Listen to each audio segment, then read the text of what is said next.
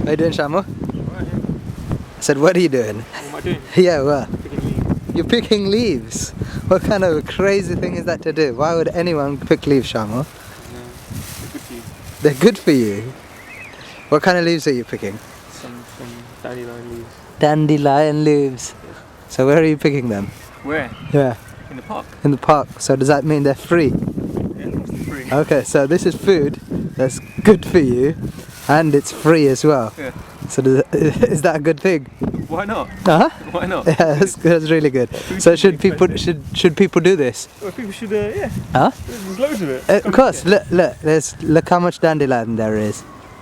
I'll zoom into it. Shall I show you what dandelion looks like? There you go. We got fields of the stuff. And what you're trying to pick is, you can use the whole flower for different parts and it has different uses, but what we're picking is the tender leaves.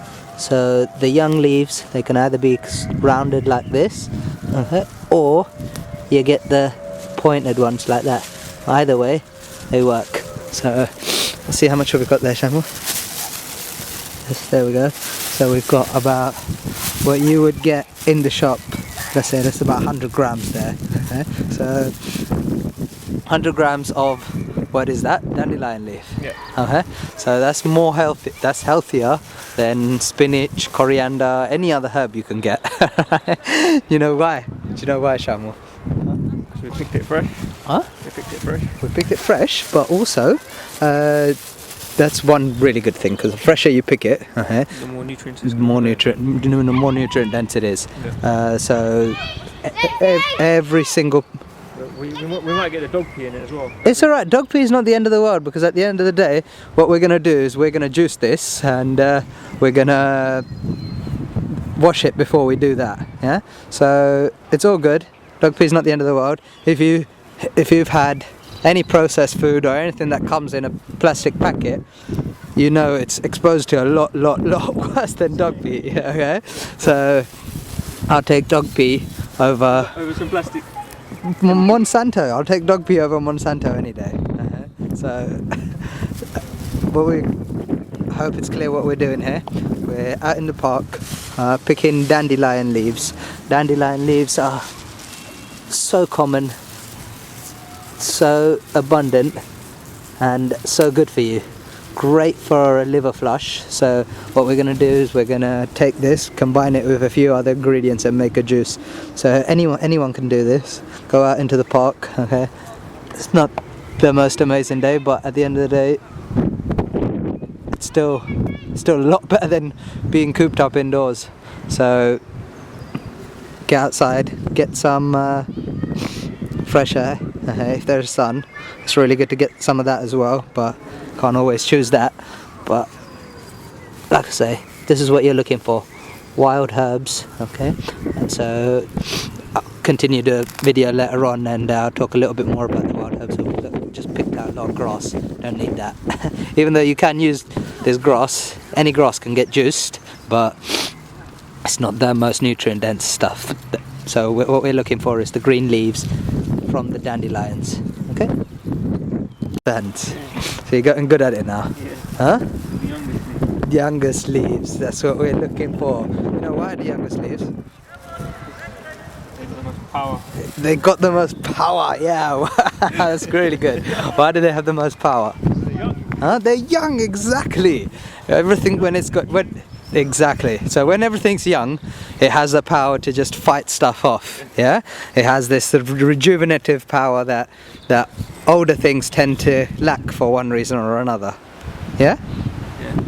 So in the same way that people get old, but the immune system starts to get weaker, and so they have to understand that habits they've had from when they were young, they can't just keep going and keep doing the same thing, because as the body gets older, it becomes less able to fight off all the nonsense and the rubbish that you make it fight off. So don't want to go off the tangent too much. Young leaves are really good, and don't keep doing bad stuff to your body because your body's not going to be able to handle it as you get older, like it did when you were a young kid. Dairy being the most important thing. Have you cut out dairy, Shamu? I've cut out dairy, yeah. Yeah? Has that made you feel better? My stomach is a lot better. Yeah? So it's your stomach something separate from you? No. So do you feel better after cutting out dairy? Yeah, of course I feel better, yeah. Okay, so that's good. What about processed grains? Processed grains are still I study. Okay, that's fine. One step at a time. Have you noticed how processed grains make you feel though? Processed grains make me feel tired. Yeah? Do you know why that is? Well, Do you want me to tell you? A spike of energy from the sugars that's released from it. Yeah. And then it's just crap basically just left. Exactly. My body's taking a little bit of energy from it, but it's not quite to digest it. Exactly. So you know. I'm aware. But You're aware. But with my lifestyle. Your lifestyle is that oh. It's difficult at the moment. Oh, what is that? Lifestyle. Is that something you've read in a magazine? That you have a lifestyle that's difficult to making you eat processed grains. I don't have the time to. Oh, you don't have the time. Oh, lifestyle or time now. See, these are all cliches that you can dance around all day long. Yeah. But at the end of the day, no one takes anything and puts it to your mouth. You're the person that decides at the end of the day. Yeah, lifestyle doesn't choose that. Time doesn't choose that. Oh no, of course I choose how much time and how I lead my life. Of course I choose. There's a lot of things we do. Yeah. But I've chosen to do something that's with my work that allows me less time to do other things. Okay. At the moment, I'm finding it difficult for me to not eat grains. I think personally that I need more time to be able to. So let me ask you something. Yeah. Does it take longer to eat an apple than it does to eat some processed grains? No, but you need to eat quite a lot of apples to fill yourself up. Okay. To be satisfied. So is this a nutrition issue, yeah? Or what? Satisfaction issue? Tummy? Huh? What is it? No, it's not a nutrition issue because I'm sure you can get as much nutrition from. You can definitely get as much nutrition from eating fruit and vegetables. More, if anything, than eating grains. Exactly. But it's, I suppose, a satisfaction and I suppose habit as well. It is, but it's nothing wrong with that. But first part of it, all of it is there's obviously different ways different people can do this kind of thing. And it works differently for different people. But like how I would say is having the knowledge is one part of it. Yes. Yeah. So in terms of I don't know if I should film myself or film you. Not used to making videos out in the open with a camera like this, but anyway, I reckon the most important thing is especially for you is having the knowledge of what it's doing. Yeah. So if you know that you're aware of the fact that processed grains is draining more of your systemic energy and more of it is getting used on digestion, okay? You know you have less available to do other things, okay? And so just having that as a note or a side note in your head, okay, is the first step, okay? Some people need to go about it intellectually and need to have the knowledge, Some people just feel it and they'll know, no, this is not the way I know, so I can jump up out of bed much easier when I have fruit and veg, when I have other stuff. Like you say, if you're on battery, most of your energy end up going on one thing, okay, which is digestion, okay, and it's fine, but one step at a time, But one thing you want to make very clear is it's not a nutrition issue, because at the end of the day, it's a utilization and absorption issue, okay. Yeah, so at the end, if you have one apple and you're really clean and you're healthy and you're digesting properly and you're absorbing properly, you'll be able to get a lot more nutrients out of it than a person that's quite sick and eating other cooked foods and all these other things, and their digestive tract is not clean and it's not absorbing as well. Oh no, poor kid, it's dropped. It's okay, don't worry, get up. Oh no, shall I go help her out? Oh, the kid's crying. Come on, help the kid out, Sean. Help the kid out. God. Mum or dad?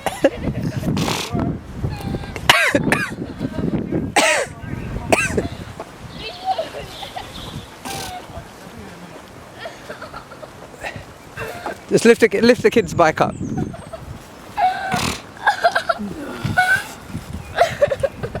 You'll be alright, don't worry. Your mum and dad will be in a minute. It's not. What happened? You cut yourself?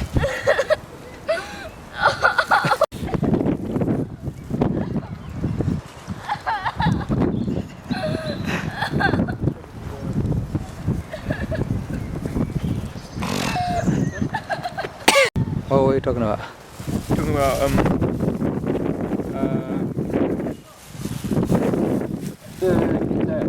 when you It's not a nutrition issue as such, I'm saying. Fine. At the end of the day. that someone whose digestive system is cleaner can get more from an apple than someone who's eating grains at the same time and whose digestive system is having to work to process those grains. Exactly. So again, it's a utilization issue. So all you have to do is get past that. That's one of the hurdles of going through transitioning, whatever you want to call it, into raw food, is the initial change of your stomach lining. Okay. So what I'm saying is, in terms of, you hold when I talk. That makes a lot of sense. But it means you have to keep changing. Changing cameraman.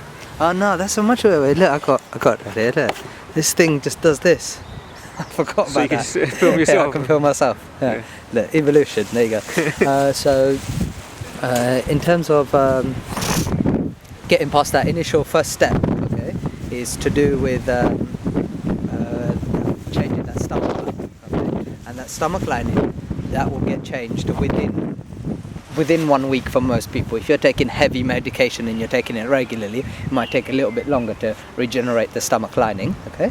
But that first week, okay, if you go with that 1 week where you're just taking foods that cleanse, things like wild herbs like this, dandelion, okay, cucumber, celery, those kind of things that just really clean your system out, okay, then what you end up doing is within that first 5 days you create yourself a new stomach lining. Yeah, so you're with me. Mm-hmm. Yeah, so when you create a new stomach lining within that first 5 days, is you start to absorb food from it, absorb nutrients from the food that you're taking much more efficiently. Okay, so within 5 days, if you look at it on day one, if you have a glass of juice, you're only having maybe 10% of the nutrients that you're getting from it. Yeah, so you have a glass of juice, it will fill you up for a little bit, but you're not gonna get all the nutrients that you need to first satiate your nutritional needs, or actually fill you up properly, because you feel tired and you feel like you haven't got anything from it.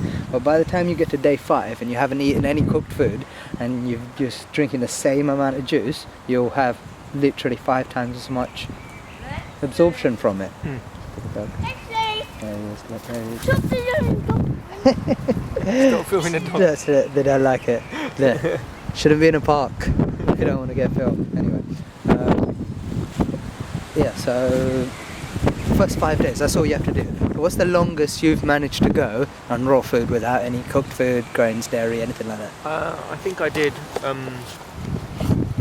about 5 days. 5 days? Yeah. How was the 5 days?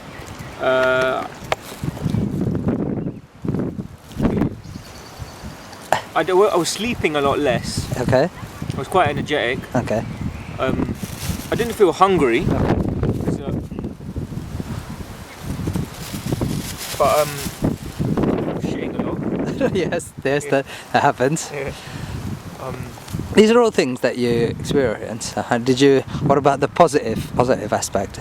Did you? Well, like I said, I was sleeping less. Like Okay. I was needing less sleep. I slept like 6-7 hours, and then I would wake up like 6:30 in the morning when the sun sun was rising. And That's it. So one of the reasons you do that is throughout the night you don't spend your energy on digestion. Yeah. So that's what most people, when you eat most cooked food, grains, anything like that, throughout the night your whole body just spends digesting the food that you've given it.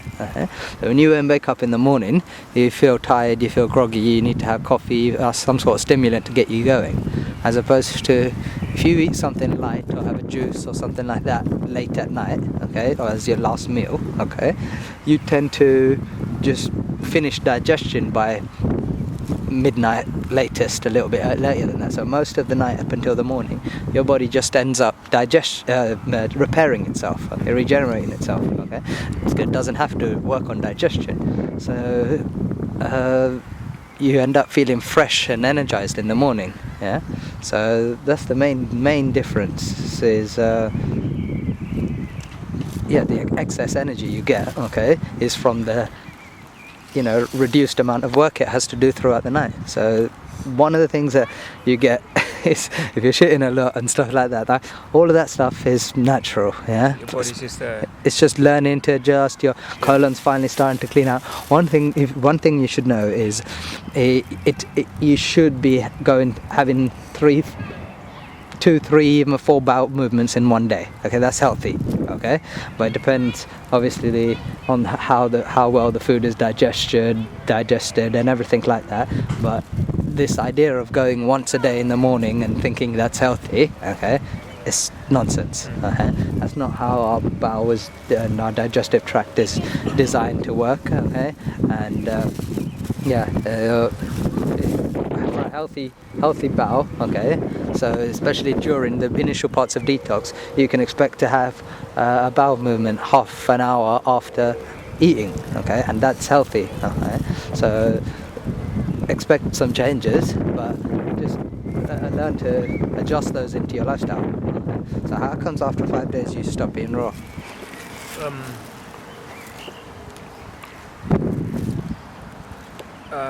Well, how come I stopped after that time? Oh, what stopped you from being raw then? No, well, I suppose I knew I was only going to do it for a few days anyway. So after I did it for that set period of 5 days, I was planning on stopping, kind of thing. So, was there any particular reason you did it that way? No, I just. It's just like a challenge for 5 days, yeah? I decided I was going to do it for 5 days.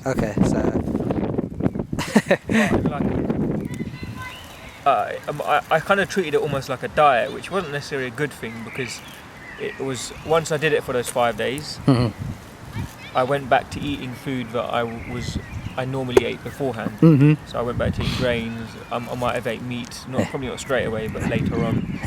And I went back to normal again. So I kind of treated it as a diet or a challenge, but I didn't really look at it as that was normal food what I should be eating anyway, every day. So. Yeah, but that's fine. At the end of the day, it helped you in one way, but doing it that way made you kind of stop as well. So it's fine. But if you've not identified the benefits that you gained from it, it's just about applying it generally, because at the end of the day, it's not a diet, it's a lifestyle change, because it doesn't just affect you physically, you understand? It changes everything about you. And if you know that, if you want to make that choice, because it was certain things we have a choice about, what we do, what we put into our mouths and eat, it's something we do for ourselves. And sooner you realise that, sooner anyone realises that, it's me as well, don't get me wrong, I still have my temptations, I still, fall off the horse. So it happens, but at the end of the day I know, and that identification is there, that this stuff is not good for me. That's even worse. One thing is, if you're going to have food that's not good for you, the ignorance part of it, and blessing the food and having a good relationship with the food means you can still get something from it. But the fact that in my boat now, which is kind of worse once you have the knowledge of the fact that this food is congealing and mucus fuming, it's not good, it's not healthy for you in any way, it's going to restrict, you give to it instead of getting from it. Once you realise that, it's even worse consuming this food. Do you understand what I'm saying? I understand what you mean, So it's much worse for me when I, every now and then have a packet of crisps or something like that. Guilty I feel guilty. You feel very negative about it, yeah. So much worse. So much worse. The difficulty I found in continuing to do that raw food diet was really, I suppose you said temptation around me. People around me weren't necessarily on the same, they weren't on the same sort of lifestyle choices that I was trying to make at that point, or I set myself for those few days. And like I said, I know I've said it before, but time was a big thing for me. I found that during those 5 days, I needed to prepare a lot to be able to eat a raw food diet. I needed to bring a lot of fruit in, prepare salads beforehand. I needed to plan a lot. So that's the things I found difficult in that working a normal 9-to-5 job. And incorporating a raw food diet into that, I found very difficult. So that's the challenge. That's probably one of the biggest challenges I've found. It's a challenge. It can be a challenge, just if it's a thing about, like, at the end of the day, if you think of it as, there's two ways to approach it. You can either think of it technically, you can go left brain on it. You can say, the extra amount of time you spend, doing all this planning and cooking and juicing and all this stuff, you gain from the extra less sleep you get, and the fact that you're so much more aware and energetic when you're doing your tasks. Something that would normally take you 20 minutes to do, you get done in 15 minutes. In that way, you make up time. So that's one way of looking at it. The other way of looking at it is, don't think of it like a thing like, don't go left brain on it, go a little bit more right brain on it, and they say, well, this is what I like to do it. It's just the enjoyment of doing it itself. It's like, just every now and then, just hold an apple in your hand, and just when you start eating consciously, this is what I'm talking about. It's eating consciously means that when you give thanks to your food, and this is a lot of it based on religion and things like that. They have the basics of it, but they just do things for the sake of repeating it and not understanding its esoteric meaning properly. So when you give thanks to your food, when you just before you eat your food, whatever it is, if you're putting your focus on the fact that that food is nourishing you. By putting your focus on that, you putting your conscious attention into it. And also, meaning there's two sides to conscious eating. There's the side before you eat. So when you just give like a prayer, say thanks to whatever you're grateful for, the food, whatever. This sort of activates, if it's living food, this works even more. This is why raw food is so amazingly good, because there's enzymes and there's living things in this food when you eat it. So when you eat this food and you give a blessing to it, you get on more of an energetic level with it, and it becomes more tuned to you, so it just digests and it just works so much better. Some people, you can bless a Mars bar before you eat it, and that will be better than not blessing a Mars bar and eating it. True say it is, but it's the amount of the amount of life that is in this. It's different to a Mars bar, but don't want to stray off the point too much. Anyway, conscious eating. When you think about give thanks to the food and how it's got here and the people and all these kind of things, whichever way you want to look at it, but just think consciously instead of just running through a mantra, repeatedly, or running through a prayer repeatedly. Think consciously about the food. And then second part of conscious eating is while you're eating, kind of thoughts you're having. Do you understand? Because the food is becoming you. So if the food is becoming you, if you think about sort of something that's happened in the past, in a bad way, or someone just got you angry 10 minutes before you started having your dinner, then that's going to reflect when the food becomes you. As opposed to when you and the food become energetically one, if you're having thoughts of what you plan on doing, so in the next half an hour, or throughout the day, or before the next meal, what this food, the energy from this food, what it's going to turn into, if you have some sort of visualization in your head, it becomes much, first of all, easier to do that thing, and second of all, I would say it's probably because you get more energetically from the food. Just see what I'm saying? Because you're giving it an intention, and you're setting an intention for that food, and you and the food are gonna dance your dance and play the game and do your task, and it's a much, much, much better way of eating. And so when you start eating like that, you can eat much less, and get much more from it. And second thing is just juicing, bro. Like simple mono juices. You know, which juicer have you got? You got the centrifugal one, haven't you? Yeah?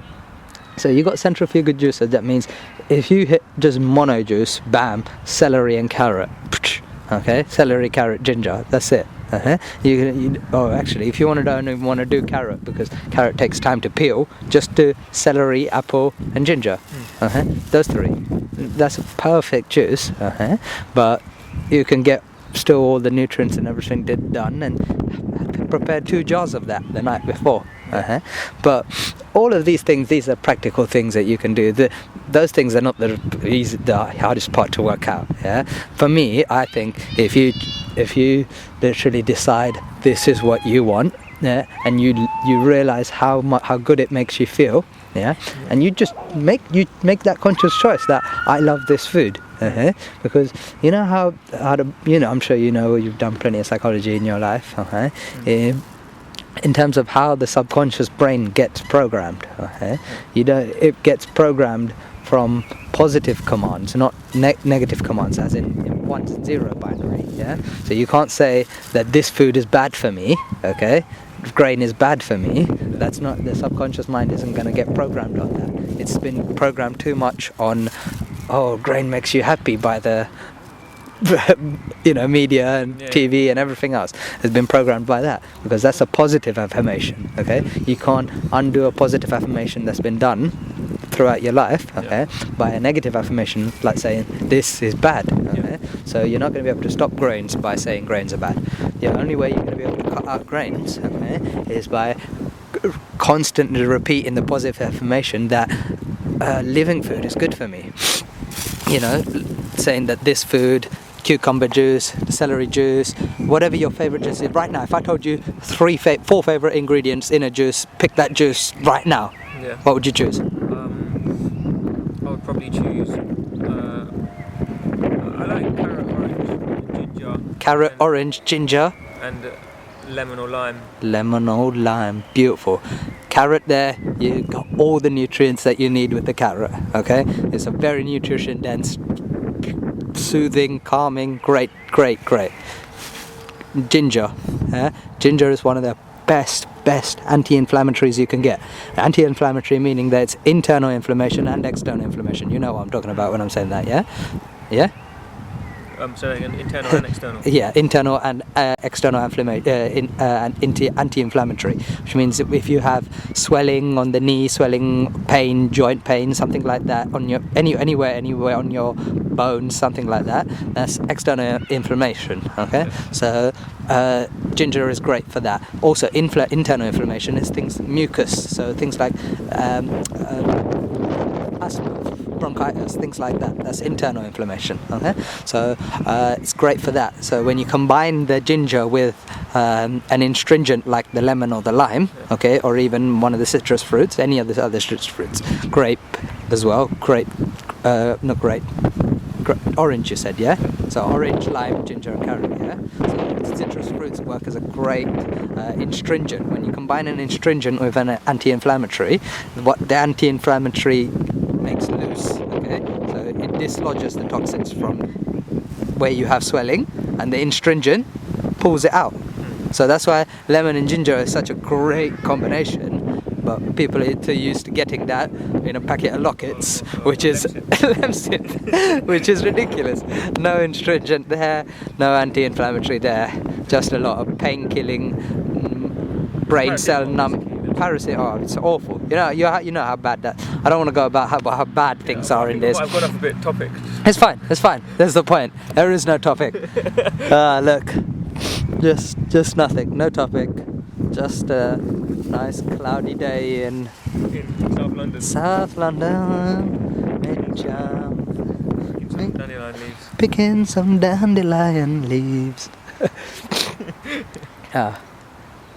Shall I put the bit in the video about the kid dropping off the bike earlier? I don't know.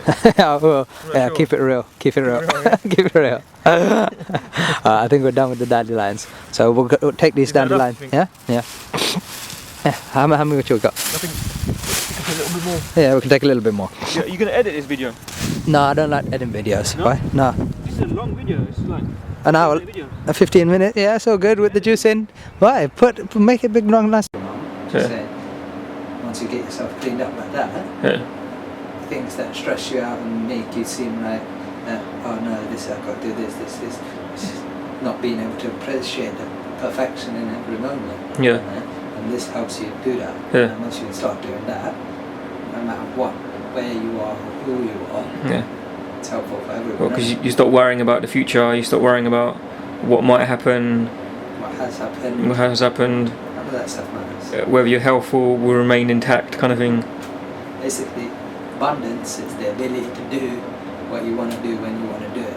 Yeah. So first thing for that is not money, it's your health. Yeah. Be able to get up and jump up out of bed when you're ready to, and when you want to do something, and you want to be able to have the mental ability to be able to sort something out, and you want to be able to trust in your heart to be able to follow through with something when it doesn't seem quite right. All of that stuff combined. So, but this is one easy way of doing it. Are you filming? Yeah. Okay, so what we're doing here? Alright, fine. We've got the dandelions that we... It's filthy to film in here, but it's all good. Okay, so we've got the dandelions that we picked in the park earlier. We've got half of the bag that we got. We've washed them out. Okay, yeah, and we've got cucumber. We've got one whole cucumber here. Dandelions. We've got 1, 2, 3, 4, 5, 6 apples. And a little bit of ginger as well. Okay, so we're going to whack all of those things through on the masticating juicer. Okay. The centrifugal. Centrifugal juicer. Yeah. Thank you. Would you recommend this juicer or masticating juicer? For this stuff, because there's so much apples and cucumber and everything, it's easier to whack it through on a centrifugal. But if you're doing a lot of greens, okay, it would make more sense to put it on a masticator. Like I say, it's a bit of both really. I can't choose between the two. They're both great. They're both really good, and you know, this amount of leaf has cost me nothing. Okay?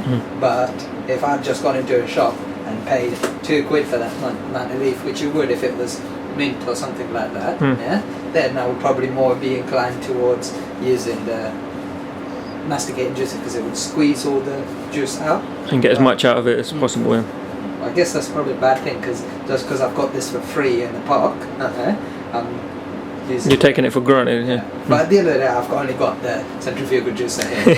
if in an ideal world right now, if I had both set up here, what I would do, I'd run the apples and the ginger through the centrifugal juicer, and I would run the greens and the cucumber through the masticator. I suppose as an ideal setup, you could have lots of bottles in your fridge of juice already, of different types of fruit and vegetables already juiced up, and you could mix them as and when you wanted. That would be add it to the juice. No, as in you don't have to juice everything together. You can juice a whole load of apples in one go, and keep a bottle in your fridge, and that'll last. Never thought of it like that. Actually, but you could do that. That's but they've all got a shelf life, haven't they? The shelf juice. life is ideally the thing is if you keep it in mason jars. Okay, if you keep it in jars like this, you can keep it for a couple of days, even up to 72 hours, 3 days. But ideally for me, at most I really like to keep it for is maximum 24 hours. So if you make it the night, drink it the next day, don't leave it till the night time the next day. That's how I like it because it keeps it fresh. But again, it's all relative, and it all makes, like, one of the things that you could do is put a little bit of lemon or any citrus in there, any of your juices, it preserves the juice. But another thing that, like I say, is relative because it's like, okay, what's freshness to do with? Okay, this apple probably from, I don't know, South Africa or somewhere like that, okay, New Zealand or something. It's been imported into England, okay, and which just means it probably got picked off the tree maybe a week ago at best, or maybe 2 weeks, 3 weeks even, it got picked off the tree, okay. So what we're talking about freshness in terms of that, or when we're talking about freshness in terms of dandelion, which me and you just went into the park and just picked like an hour ago. Okay, so if a juice made from dandelions, okay, an hour later, okay, how much freshness is that lost, as opposed to a juice made from imported apples, 5 minutes later, how much freshness has that lost?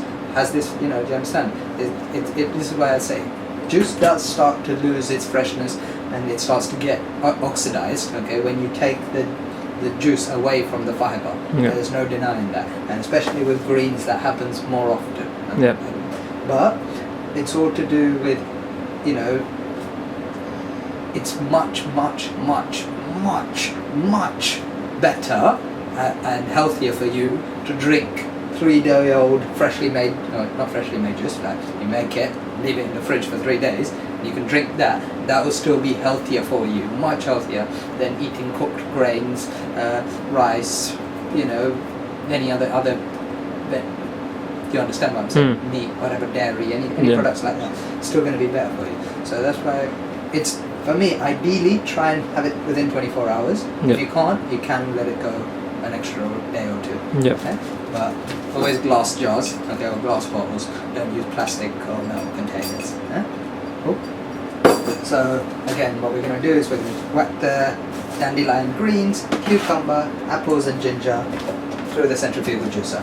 So do you want to film this as well, or do you want to film this? Yeah, might as well.